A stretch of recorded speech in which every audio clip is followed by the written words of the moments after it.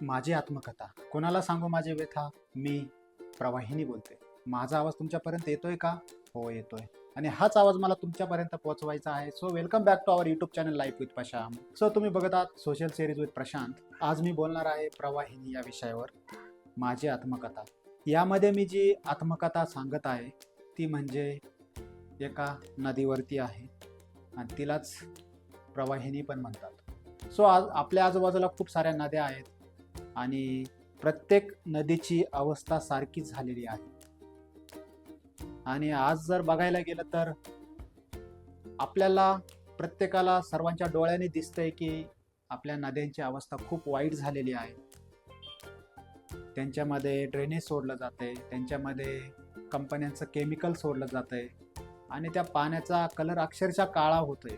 आणि तेच काळं पाणी आपण पिण्यासाठी वापरतो, आपण आंघोळ करण्यासाठी वापरतो, तसेच आपण ते पाणी शेतीला पण देतो.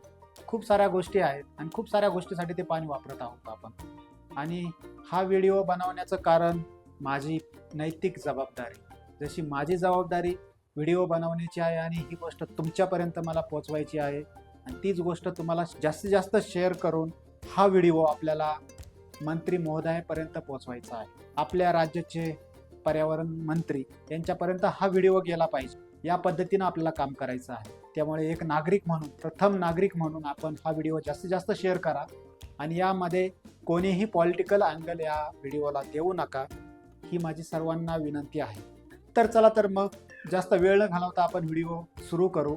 माझी आत्मकथा. हो, मी आज शांत नाही. मी आज तुम्हाला प्रश्न विचारणार आहे. तुम्ही मला माता म्हणता ना? मग ऐका, आज हीच तुमची माता बोलत आहे. मी आहे इंद्रायणी रिव्हर. कित्येक वर्षापासून तुम्ही माझ्या पोटात विष ओतत आहात. कंपन्यांचं केमिकल, सोसायट्यांचं ड्रेनेज, वेस्ट वॉटर, हीच का तुम्ही दिलेली मातेला भेट? मी सावत्राई आहे का तुमची, की तुम्हाला माझा श्वास गुदमरवायचा आहे? माझ्या तीरावरती आळंदी आहे, देहू आहे, इथे संतांची पावनभूमी आहे. देशभरातून भाविक येतात, माझा स्पर्श करून सुरुवात करतात. पण तुम्हाला माहीत आहे का, ज्या पाण्याला तुम्ही पवित्र म्हणता त्या पाण्यामध्ये किती विष आहे? धर्माच्या नावाने मतं मागता, वाद घालता, पण माझ्यासाठी का उभे राहत नाही तुम्ही? गोमातेवर संकट आलं की तुम्ही रस्त्यावर उतरता, मग माझ्यासाठी का नाही? मी कमी आहे का? घोषणा झाल्या, परिपत्रके निघाले, बैठका झाल्या, पण आजही माझ्यात गटाराचं पाणी येत आहे. हे कोणाला दिसत नाही का? ही सर्व जाणीवपूर्वक डोळे झाकून बसलेत. माझ्यातील असंख्य जीव मरत आहेत. मासे मरतात, पक्षी मरतात आणि त्यांचा प्रत्येक मृत्यू माझ्या अस्तित्वावरचा वार आहे. मी सहन करत आहे.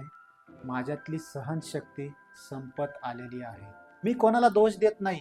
निदान ज्याच्या हातात सत्ता आहे त्यांनी या गोष्टीला थारा देऊ नये, एवढीच माझी अपेक्षा आहे. जर तुमचं माझ्यावर खरंच खूप प्रेम आहे तर कमेंट करून थांबू नका. हा व्हिडिओ जास्तीत जास्त शेअर करा, आवाज उठवा, प्रश्न विचारा, कारण मी नदी नाहीये, भविष्यातील तुमच्या पाण्याचा एक स्रोत आहे. मी पर्यावरणाचा तोल आहे. मला वाचवलं तर तुम्ही भविष्यात स्वतःला वाचवाल. मी इंद्रायणी आहे. मी अजून वाहते आहे आणि किती दिवस हे फक्त तुमच्या हातात आहे. तर मित्रांनो, ही होती आपल्या इंद्रायणी मातेची आत्मकथा. पण मित्रांनो, बाहेरच्या देशामध्ये नदीला नदी मानतात. तुम्ही बघू शकता ती किती क्लीन आणि नीट आहे. आणि आपल्याकडे नदीला आपण माता मानतो तरी मातेची ही अवस्था. तुम्ही बघू शकता, गेले 3-4 महिने झालेत. पावसाळा जसा बंद झाला तसं मी हे फेसाळलेलं पाणी बघतोय. काय म्हणत असतील त्या पाण्यातील जीव? अरे लाजा वाटलं पाहिजे घाण पाणी सोडणाऱ्यांना. आणि ही इंद्रायणी नदी फक्त देहू आणि आळंदीसाठी मर्यादित नाहीये. तर पुढे जाऊन तुळापूर, जिथे छत्रपती संभाजी महाराजांची समाधी आहे, तसेच पुढे जाऊन तिचं चंद्रभागामध्ये रूपांतर होतं. आणि त्याच चंद्रभागाच्या काठावरती आपला जगाचा चालक मालक विठ्ठल आणि रुक्मिणीचं मंदिर आहे. आणि आपला वारकरी सर्व या पुण्यभूमीवर दर्शनासाठी येत असताना सुरुवातीला या पाण्याचा स्पर्श करतो, पाणी तोंडात घेतो. तर मित्रांनो, खरंच ही गोष्ट विचार करण्यासारखी आहे. तर अशा अनेक नद्या या गोष्टीला बळी पडलेल्या आहेत.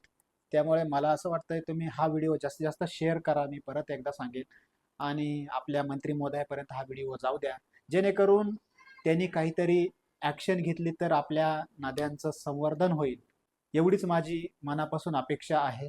सो भेटूया पुढच्या ब्लॉगमध्ये. तोपर्यंत बाय बाय.